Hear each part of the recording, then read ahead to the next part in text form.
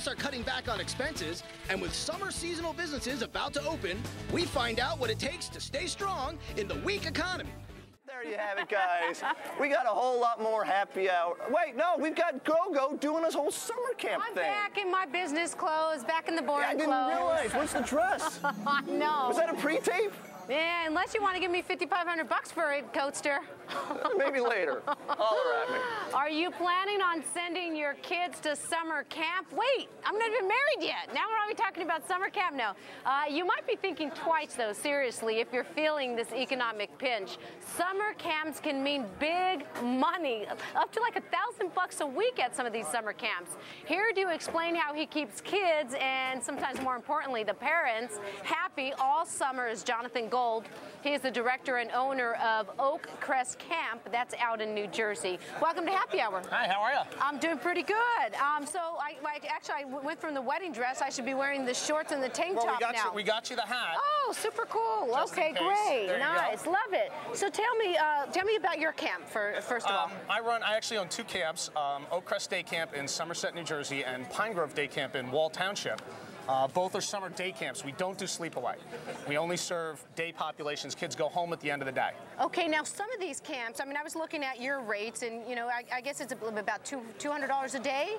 Not quite. Not quite. Not okay, quite. But some of these camps are pretty pricey, like yes. $1,000 per week. Yeah. That may be more for the overnight yes. stay camps, but it's not cheap. Why is it so expensive? I mean, I think the tuitions in both day and sleepaway camp are very reflective of the cost inputs that we're seeing today. I mean, big topic today, you're talking about oil at $126 a barrel. Well, that's right. I'm no different from Federal Express. As their costs go up, my costs go up, and we pick children up at their homes and drop them off at their homes. So we run a lot of vehicles, and energy prices ripple through the entire cost structure of camp, you know, for day and sleepaway camps. So now I was looking on your website for the Crest Camp, and boy, it is super cool. I want to go there. It's huge. It's like 35 acres. Mm-hmm. You have 6 heated pools. Yep. It's a tennis court, basketball court, volleyball court, and a dance tent, an activity center, hot lunches. I mean, I can go on and on and on. So how in the heck did you get into this business, and where do you find the money to have such a gorgeous and expansive camp? Well, to answer the first part of your question, I graduated college in 1982. I did not have a business degree.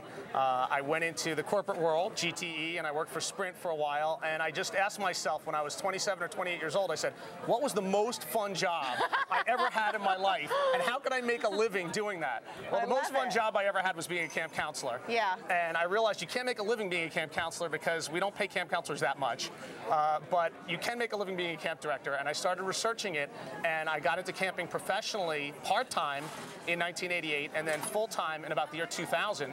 Finally bought my camp in 2002. So where'd you get the money? Did you max out the credit card, second mortgage, investors? Yeah. In fact, I can remember the day after we closed on the camp, I had about $100 in my checking account. Wow.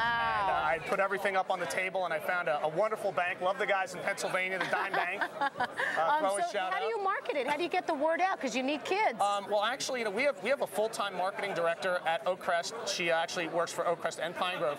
And we do a tremendous amount of marketing, both direct mail, internet advertising, some newspaper advertising, although we're pulling away from that.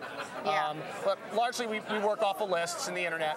So do you see that? But number one is word of mouth. Word of mouth, yeah, the kids have a great time. If you're running a small business today and you have a strong, and I mean strong, customer service ethic, where you're really going to do anything to make sure your customers and their kids are happy, because we're taking care of people's children. Absolutely. I mean, that's a huge responsibility. Yeah. Do you see any of the parents not sending their kids to summer camp this year because they're feeling the pinch from the gas prices, from everything else going up? You know, I've been worried about it. I've been losing sleep on it. And I talked to the people in the industry. It's not as bad as it was in the last recession.